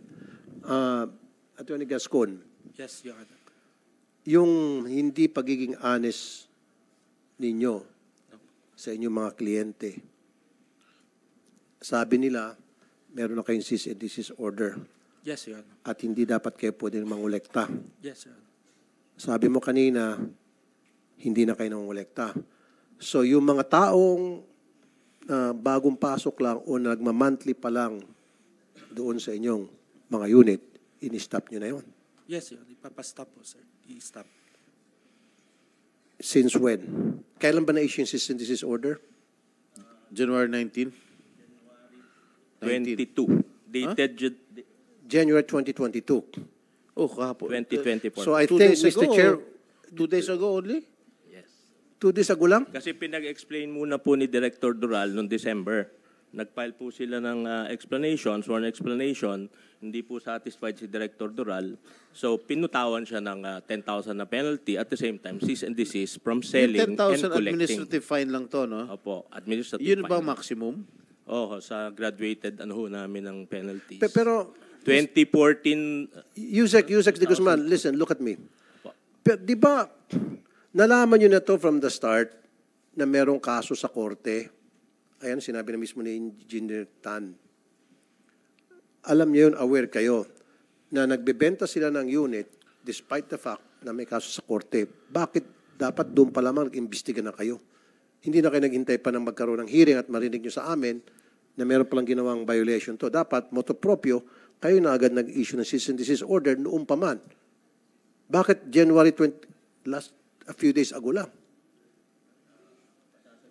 Kay Director Dural. Hi, sir. Good afternoon, Senator. Good senators po. We became aware only, sir, of the cases, sir, when we were called because apparently it's a labor case, sir. So there were no complaints from us having been filed in the DSUD NCR, sir, from buyers, sir. So there should be a complaint before you act. Yes, sir. Pag walang complaint. Kahit na alam nyo na may problema, you will not act on it because there was no complaint. But we Yan ba yung position mo? Hindi, sagutin mo lang ako. Alam nyo na may problema, alam nyo na may violation, pero walang nagreklamo, so hindi kayo mag-a-act. oh, sir, Right? we will act on it, sir, if there's a complaint. But if the No, alam nyo from the get-go, merong problema na hindi dapat na naging honest sila sa kanilang mga kliyente, sinabi dapat sa kanilang kliyente na may kaso sa korte. And yet, they didn't do that. Sir. Alam nyo yon. So, sabi mo, wala kasi nagko-complaint, hindi kami akto. Yun yung ibig mo sabihin nga, yun yung opinion mo. Tama? There should be a complaint first before you act. That's a general rule, sir. General rule. So, kahit na alam mo, a crime has been committed, just an example, meron ka nang alam dyan na merong gumawa ng kalokohan, may pinatay, at nasa jurisdiction mo at trabaho mo yan, hindi ka aksyon, kailangan may mag-complain. Yun ang general rule. Then therefore, hindi ka karapat-dapat sa posisyon mo. Yes, sir. It's because, sir, when I was with the DSUD na, yung pumasok na po ako, wala po kasing complaint from the buyers. And when I sat there, sir, pag-upo ko na po is, meron na pong license to sell na na-issue. So, it only came upon na may problema pala, sir, when the Senate was calling us to attend, sir. Pero alam mo, from the start na merong problema ito, may kaso sa korte, na hindi nila sinabi sa kanilang mga buyer. Ang trabaho mo is para to protect the buyer, di ba? Yes, sir. O, nalaman mo from the start na ito ay merong case ongoing, then dapat inutusan nyo ang DMCI na DMCI, sabihin nyo sa inyong kliyente, at nalaman mo, dapat kung nag-imbestiga ka na hindi pala ginawa ng DMCI, right there and then, nagpato agad kayo ng 10,000 na ano, file ka ng cease order, pinagmulta nyo to at 10,000, napakalit. Siguro we have to change that, tataasan natin yung later yung penalty. So, which you didn't do kasi sabi mo, kailan may complaint. O, ganun pala kayo dyan sa DHSUD. Doon lang po namin nalaman, sir, na may problema sa title, sir. Kasi yung pagkuhan, sir, is pagpasok natin dyan, sir, may license to sell and all. So, pero pinagpatuloy na lang din, sir. Okay. Attorney Elizalde, nasa na yung procedure? Honor, hindi pa ako binabalikan ng mga staff namin. Hindi pa binabalikan. Yes. So, yung procedure na yon, di ba, dapat nandun sa libro niyo yon? Sir, because it's either a decision of the Supreme Court or something in our consultas. No, wag mo akong paikutin. Ikaw na mismo nagsabi, it is against your procedure na mag-issue ng second rate. Kaya sabi mo, meron yun, nasa libro niyo yun. Sinabi mo kanina. Okay, kaya sabi ko, tawagan mo yung tao mo para ipakita sa amin, in black and white, yung procedure na binabanggit mo. Kaya ka tumawag, kaya hinihintay ko nasaan na. Wala pa, Your Honor. Wala pa. Okay. Just be ready, dahil kapag walang ganong klaseng procedure, ibig sabihin, nagsinungaling ka, I'll hold you in contempt. Yes, Your Honor. Okay. How long are we going to wait, Attorney Elizalde? Your Honor, I am sorry. I did not. How long are we going to wait? How long? I cannot give a reasonable an answer right now, Your Honor. All right. Now, procedure lang yan ng kumpanya ninyo. Ng LRA. Ng LRA. Yes, sir. So, saan ba mas mataas? Yung Supreme Court decision o yung procedure nyo dyan sa LRA? Yes, sir. Siyempre, the orders of the Supreme Court are superior. Exactly. Now, kung hindi mo mahanap-hanap yung procedure na yan, therefore, tama yung sinasabi namin dito at tama yung sinasabi ni Attorney Maranan, tama yung sinasabi ni Commissioner Nicdao na meron ng rate dati pa and nagkaroon na ng Supreme Court decision, therefore, hindi na kailangan ng second rate. I would tend to agree, Your Honor. If we cannot find anything, then we will do it. Very good. Implement it now. All right, I'll give you more time. Diligent lang po, Your Honor. We just really want to make sure. All right, I'll give you more time when I finish asking questions from this from our resource persons concerned. Okay, Attorney Dural. Attorney, sa tingin mo itong ginawa ng itong mga evaluators, si Engineer Narce at si Engineer Tan, yung pag-evaluate nila, despite the fact na alam nilang may kaso, tama ba yung ginawa nila? Na nag-issue sila ng development permit in favor of the MCI. Tama ba yung ginawa nila? In a way, sir, on their end, sir, tama po, sir, kasi may clearance po kasing binigay ang sir. May clearance ang legal po na binigay. Sino ba yung nagbigay ng clearance? Sino ba yung legal na yun? Si Attorney Buhay pa? Wala na po, sir. Ha? Wala na po, sir. Wala na. Yes, po. Mr. Chair, Hindi natin bumulo sa matawag. ating COMSEC. Okay, tinawagan na ng COMSEC natin ang administrator ng LRA. Nagpadala sila ng mga procedures dyan sa libro. 127. So, iniisa-isa nila. 127 pages? 127 procedures. So, binabasa. Pages. Okay, 127 pages. And abutin tayo hanggang sa hapon dito. Okay, hanapin nyo. Tulungan Attorney Elizalde dahil tiga LRA ka, baka you can help find the specific provision that says Specific page. Doon sa specific page na nagsasabi na kailangan pang may second writ of execution.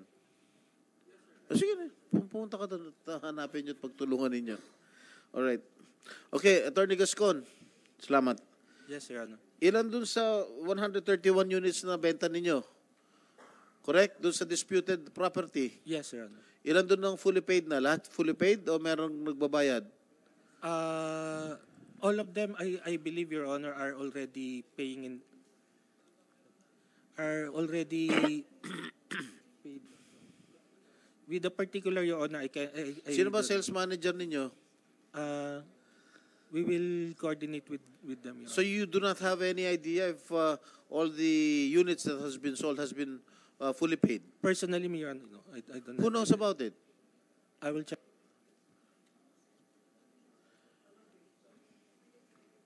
Nabigyan na, yung mga fully paid, nabigyan na ng titulo yun? Supposed to be, yes. Alright. O ngayon at adverse ang desisyon ng Supreme Court sa inyo, anong gagawin nyo ron? May hawak na silang titulo. As Hindi na nila mabenta yun dahil may kaso eh. Yeah, we will coordinate with them, Your Honor, and we will discuss with them how to what can we offer to them. Are the titles free of any encumbrance? Yes, Your Honor. Okay. Kung nakaibenta nyo na ang mga condo units, paano nyo matatransfer sa mga buyers? Ang titulo gayon din may hindi naman ito nakapangalan sa DMCI. How will you do that? I'm sorry, Your Honor. I like to clarify again. I lost hindi ko po masyadong nakuha yung Okay, question. kung naibenta nyo yung mga condo units, paano nyo matatransfer sa mga buyers ang titulo? Ngayon din hindi naman nakapangalan sa inyo. You said kanina earlier na naibenta nyo, na nailipat nyo na yung titles sa mga buyers. Yung right now, Your Honor, the titles are still under the name of the DMCI, Your Honor. So, if there will, yung dahil po nakapangalan sa amin, ita-transfer po yung ngayon. But because there is already a CDO, we will not touch it already, Your Honor. We will hold it. And then sabi nga ng Supreme Court, it ruled to reinstate TCT number 2549 in favor of the Laksinas and that the laborers are entitled to the share in the disputed land. Yes, Your Honor. Anong yes? If the Supreme Court said, if the recent decision po ng Supreme Court, yung kanyang current ruling, pinapabalik niya po yung title sa pangalan ho ng Laksina. Before, kasi lately lang ho dumating po yung decision na yan, and some of the titles are already transferred to the unit owners, or may mga na-issue na pong title. Of course, Your Honor, as we have said, and meron na nga pong CDO, we will hold po yan, and then we will discuss it with our affected unit owners, Your Honor, how to help them to ano po, para ho matulungan po sila at ma-address po yung mga concern po nila. Alright. Mr. Consonghi, Yes, sir. talagang wala ba kayo alam this mangyayari sa kumpanya ninyo? You said earlier you're the chairman and you're not privy to what is happening dito sa kaso nyo, or you have any background of kung ano nangyayari, what is happening in... I am aware of the facts now. Only now? After I arrived from my vacation. So before you went into vacation, you did not know anything about there is a disputed property? As far as I know, the board was not flagged that there was something amiss. You do not even mind to ask? Hindi ho, ano yan eh. Hindi ho board issue yan eh.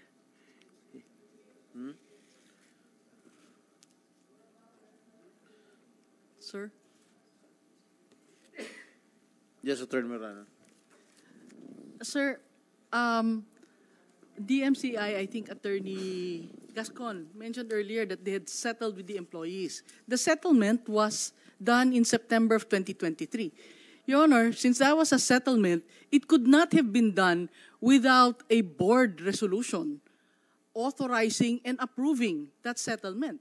So the board, at least at the time they issued this board resolution, obviously met and as a body approved the compromise agreement. So, sir, they would have known. They would have known, sir, because the board met. At least on paper, that is what it says. The board met when they approved the compromise agreement. That was not, Mr. Honorable Senator, that was not a board matter.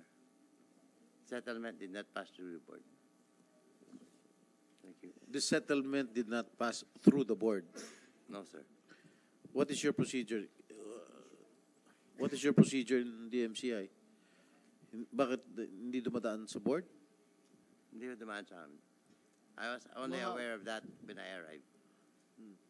Then we appreciate that confirmation by Attorney Consungi that the board did not approve the compromise agreement. That for us is very informative, because it means there was no compromise agreement to begin with, because that requires board action. Your Honor, I'm sorry, I disagree with the even though that as you have said that it's not the board, but the board can ratify it, Your Honor. The board, no. I'm sorry, Your Honor. I respect the position of Attorney Maranan, but even if the board did not ratify it during that time, there is no board during that time, but the board can ratify it, Your Honor. So it would be, in Your Honor, that the fact that it's being ratified implies that at the time it was issued, it was not, there was no board action on that, as Mr. Consungi said. No? And this is the very same compromise agreements that you have been bandying about, saying that ito yung basis namin to say we have rights to that property. Yung pala, wala, because there has been no ratification. I respect your position, Attorney Maranan, but still that document, it's an agreement between the workers and the the company. But I understand, I respect your position, but of course, as also a lawyer, we have also our position, Your Honor. All right. Okay, the Supreme Court, Attorney Gascona, Yes, Your Honor. there are now two Supreme Court decisions which have affirmed that the MCI has no rights whatsoever to the 1.6 hectares of land covered by TCT 25491. Am I correct? Your Honor, if you will given me opportunity to explain between the two Supreme Court decision, Your Honor. The one that yung una pong yung Supreme Court decision po na sinasabi po na nauna yung sa third division, ang issue po doon is the registrability of the certificate of sale of the issued by the NLRC. Ang sinasabi po ng Supreme, yun po yung stand ho namin, no? As a legal yung po doon, ang sinasabi po doon is the issue of registrability of the document of the previous labor arbiter. So, yun po, sinasabi niya that the certificate of sale can be registered in the title, but there is no, as far as in the pronouncement or in ano po, wala po nagsasabi doon na kinakancel niya yung title. Ang sinasabi lang niya po doon, yung order ng labor arbiter can be registered on the title. Ito pong decision ng First Division, ito po yung sinasabi niya. Una nga po, di ba, sinasabi niya that the workers are entitled only to 1/3. But unfortunately nga po, nag-issue siya ng bagong resolution na sinasabi niya that the workers are entitled to the whole, so to the entire property. Yun po yung aming pong position. Attorney Morana, do you agree with the interpretation of Attorney Gascon with regard to the decision of the Supreme Court? Your Honor, I think that it is a very, very long way of saying that they're not going to implement it. Let me reform, Your Honor. All of these decisions, when it boils down to what exactly did they say? These decisions said the order of the labor arbiter of January 4, 2011 should be implemented. Basically, that's what it says. I mean, strip it, Your Honor, of all legalese. No? Strip it of all the palabra. That is what it says. And what does that order says? The order says cancel the title. Your Honor, it's, although frankly, if I were, I will also pour every nebulous legal argument that I can if I were representing the other side, Your Honor. But if you strip it, the reason, I believe, Your Honor, the advantage and the reason why we are here is because unlike the creativity that we can exert in courts, we have to be more honest and more direct and more to the point in these proceedings. And what is the to the point? The to the point here is the courts have ruled they have no right to this property and the title should be canceled. Any way you cut it, any way burdahan to, yun ang desisyon. So, that is the reason why we appreciate being here. Mr. Chair, excuse me. Okay. Attorney Elizalde. Yes, Your Honor. Kasama ka dun sa nag-review at kasama yung COMSEC. Wala rito yung sinabi mo, procedure. Well, Your Honor, since it's not there, then we'll see what we can do to have that No, well, let's see what we can do. We have to come, we need to hear from you yung magiging definite action. We'll see what we can do.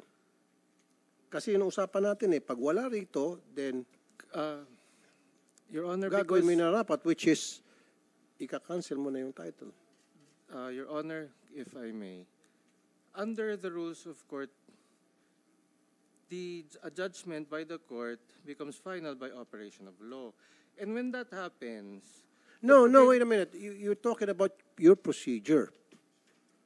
Binanggit mo to, ito yung sinambit mo, ito yung binigay mong dahilan. Sabi mo, in the absence of that procedure na sinambit mo kanina, then you'll be obliged na ika-cancel na at i-honor mo yung unang writ na na-issue ng NLRC. Your Honor, if I can just make one more explanation on this. Under the rules of court, when a decision becomes final, the prevailing party is entitled to a writ of execution. That is what we follow. It is suppletory to us. So if they can just do that, we will do it forthwith. Teka muna, meron siguro nag-coach sa iyo.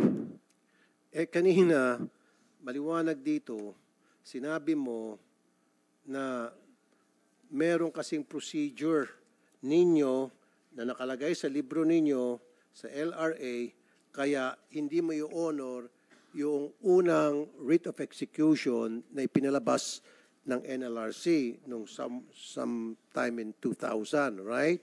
Sabi ko sa iyo, ipakita mo sa akin. At kapag wala dito sa procedure ninyo, yung binabanggit mo, then mag-i-issue ka na. Gagawin mo na yung aksyon na cancellation of the title. Yun yung usapan natin. Ngayon, nagbago ka na. We may allow that. We may ask the Register of Deeds to cancel the title. But Your Honor, please just give me time to check. Because when people come to us sa LRA, with respect... No, sir. I'm not gonna allow you to do that. Usapan kanina very clear di ba? And you're a lawyer. Attorney ka, di ba? At ikaw mismo nagsalita dito na mayroong procedure na kailangan magkaroon ng second writ. At sabi ni NLRC, hindi na. At sabi mo, hindi. I'm sorry, pero nasa procedure kasi namin na hindi pwede. Kailangan talaga ng second writ. Sabi ko, sige, kanina mo pa binabanggit yung procedure.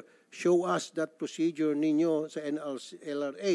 Sabi mo, sige. Sabi ko, tawagan mo. Kaya nga, pinatawag ko sa'yo, tumawag ka. Sabi ko, paano kung wala dyan yung procedure na binabanggit mo? Kahon na kita. Sabi mo, sige, then gagawin ko na yung pagka-cancel at i-honor ko yung unang writ. Yun yung usapan eh. Ngayon, nagbabago ka na naman. Very clear yung kanina, sir.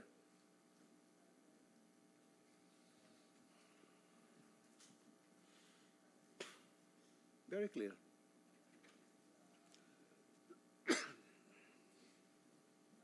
Wala rito. At yun ang usapan natin. I think there is no reason for you not to comply with it, Attorney Elizalde, Your Honor. Elizalde. Oo. Ba't hindi nyo na-comply? Nagsayang pa tayo ng oras. Di ba? Nagtawag tayo, pati ikaw, inimahimay mo to, wala tayong nakita. Contrary to dun sa sinabi mo. So, ibig sabihin, gumagawa ka lang ng procedure. Ninyo, sinabi mo meron, yung pala wala. Magkasama ba kayo ni Attorney Garcia? No, sir. He's from the RD. I'm from the Central You are Office. from? Central Office po kami. So, director ka ng Registry of Deeds, tama? No. Okay. Sino ba ang dapat nagka-cancel ng? Yung Register of Deeds. Okay, Register of Deeds. So, cancelin mo. Yes, sir. Provided, sir, they submit to me the writ of execution, sir. God damn. Ano, provided? Sir, the writ of execution, Kasasabi sir. na nga lang niya, yung original writ of execution. Okay. Yes, sir. So, isubmit mo yung original writ of execution, then he will oblige at ika-cancel na niya. Pararating ko po rin sa labor arbiter na Okay. hear. When? Pagka-balik ko po ng opisina. Thank you. Bigay mo kaagad?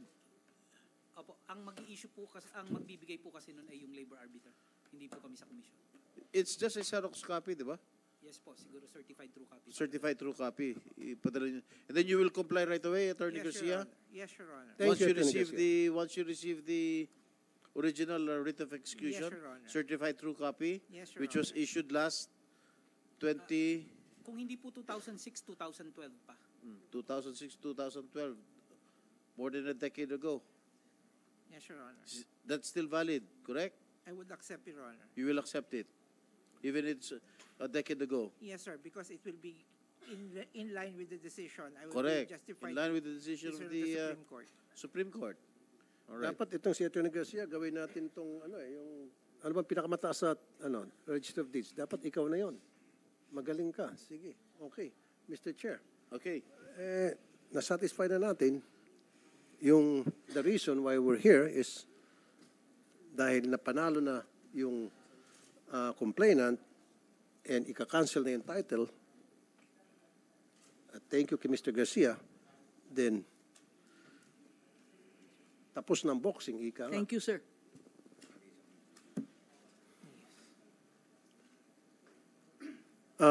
Going back to what I said earlier in my statement, hindi ko na po mabilang ang dami ng mga lumapit sa akin, umiiyak, dahil years and years passed by at nang kamatay na yung kanilang mga kamag-anak, sila ay mga apo na. Hindi pa natitikman yung kanilang panalo sa NLRC. And this time, I don't blame NLRC kasi nga dinadala sa korte. Now, dito, may kita natin na yung justice system natin, it really works. It really works. Na-expose yung cracks na nagagamit yung justice system natin ng mga ilang kumpanya para sila ay makapaglamang sa kanilang mga inaping manggagawa. This is a victory to all our manggagawa na palagi na lang naapi ng mga kumpanya na hindi gumagawa ng tama. So, Mr. Chair, sa next hearing, magpo-provide itong si Commissioner Nick Dao nung writ of execution, original writ of execution issued back in 2000 sometime. As soon as po ma-issue, magawa ng certified true copy ng labor arbiter. Exactly. Ipadala na po namin. Would that take 1 year or 2 years? Within a week? Tingnan ko po kung hanggang mamaya baka Okay. And then after that, Titingnan ko po, we kasi give sa it labor to... arbiter po ito. Yes, Attorney Garcia, and Attorney Garcia, gagawin niya yung nararapat. Okay. Then, okay na ako. All right. Mr. Chair. Do you still need another hearing, Senator Rafi? Since this is your Once na resolution? na-issue na yung cancellation of the title, then panalo na. Very clear na yung victory ng ating mga complainant. Mga workers. Nating workers. So, All right. mission accomplished na tayo. All right. Para sa We ating mga will... workers. Yes, Mr. Alvero. Your Honor, apo, ano lang po, no, dagdag lang po, no, na maganda nga po na hopefully may resolution na itong kaso, no? Pero at least for the trade unions, napakagandang instructive case nga po itong problema talaga ng mga manggagawa sa pagkukuha ng hustisya, no? Kasi medyo, sinubukan kong orasan, no? Usapin na po ito na may ruling ng Korte Suprema, may final decision na it took us more than an hour para lang ma-resolve. Paano pa po kaya yung mga manggagawa na walang Senate hearing yung kanila mga kaso? Kaya kami po from the trade unions, marami din po kami mga recommendations on how to better improve yung justice systems para maayos implementation. Unfortunately, hindi po natin na masyado na pag-usapan kasi nga po nag-focus tayo dito sa very exhaustive na paggisa talaga dito sa specifics ng kaso. So we would like sana an opportunity then to present our recommendations to lay down the possible reforms para maiwasan yung ganitong klaseng mga trahedya na naharap ng sobrang daming mga manggagawa. So maraming salamat. Very well said. I appreciate that, Mr. Alvero. Yes, kunin namin kayong resource person, consultant. Pag kami ay gumawa ng batas, ni-revisit natin ito yung mga procedure, patakaran, mapabago para maging paborable naman sa ating mga manggagawa. Thank you, Your Honor. And Mr. Domingo Mole, sir.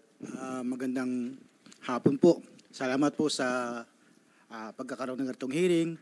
Kami po sa Bukluran ng Manggagawang Pilipino ay nagbigay na rin po ng pahayag, statement at mga recommendations na email na rin po namin sa email po ng ating Committee on Labor. So makakatulong po sa atin namin yung aming ginawang mga proposals para sa pag-aayos ng mga batas para po mapabilis at hindi po ma-delay o kaya ay hindi na napapatupad yung mga panalong kaso, lalo na po ng mga manggagawa. Isa lang po yung worry ko doon sa sinasabi kanina. Last na lang po ito kasi ang pagkakaalam ko po doon sa writ of execution ay may lifetime po ito ng 5 years kung hindi po napapatupad. So, andun lang po yung worry ko. Kasi kung 2010 pa yan, more than 5 years na yan, baka magkaroon din po ng panibagong legal issue, problems na makita ng kabilang side, lalo na po ang mga lawyer ng consunie. So maganda po ma-check din po ng ating commissioner ng NLRC ano ba yung Is that usapin na correct? ito. May validity ang writ of execution for 5 years? Meron po. I will discuss this with the labor arbiter po. Teka, magkakaroon na naman tayo ng problema pala dyan. Wait a minute. Sasabihin nila, Atty. Gascon, expired na yung writ of execution. Ha? Kaya pala nakangisi, kanina pa. So paano to? Commissioner Nictao, may expiration Buti daw? naman binring up ni Mr. Mole yung we are non-lawyers here, no? So, Kaya daw pa ako gusto magsalita doon, kaya lang dapat po, sinabi wala na mo, pagkaka- Commissioner Nictao, na may validity ang writ of execution ng 5 taon. Ang in-issue yung writ of execution more than a decade ago. Yes po. Kasi continuing naman po yung execution niya, so titingnan po natin kung paring Hindi, valid pa siya. Meron pala expiration date ang writ of execution, am I correct? Ha? Oh. Magkakaroon na naman ng panibagong issue yan. Magkakaroon na naman ng leeway itong mga... Mr. Chair, how about issuing an alias writ? Maari po. Ito po ay kaso ngayon na pending dun sa labor arbiter na nagmana na nung kaso after na-retiro na po yung 3 po yata na labor arbiters na nag-handle nito. Okay. So pag nag-issue ka ng alias writ, then buhay na ulit yung Yes po. writ na yan, i-honor yan. Yes po. Okay sa'yo, Mr. Attorney Garcia? Yes, sir. Especially if the alias writ would be issued, then it's a new writ, sir. Okay, coming from NLRC. Yes, sir. Who will issue? The labor arbiter po. The labor arbiter? Yes po. Who is the labor arbiter in charge of this case? Arbiter Trinidad Capinig po. Is she in the office? Remedios Trinidad Is she in the office? You can hindi ko po alam ang number. discuss it Alam with niyo- her? Yes po. Didiretso po ako sa kanya ngayon. Okay. Thank you, Mr. Mole. And Mr. Mole, yes, you have Last the na floor. lang po, sa pagkakaalam ko po ay hindi po alias writ, kundi po updated writ of execution pag po sa NLRC. Updated writ. For the record lang po. Then, Updated issue an writ. updated writ. Ano po yung nararapat? Yun Yes, po. review that, consult your lawyers, your Yes, legal team, Yes po. kung ano yung narapat, kung ano yung bagay sa kasong ito, then do it. Yes po. Para hindi tayo mabutasan nila. Yes po. Okay, and then once you have that, then present natin sa Registry of Deeds at issue na sila. Tama, Yes, sir. Attorney? Okay. Thank you, Mr. Mole. Kung hindi mo pala binanggit, at sa susunod ng hearing, another hearing na naman, another problema. Buti nga, brinot up mo yan. Thank you. Okay. The chair instructs the NLRC and the Register of Deeds of the City of Taguig to give a written report before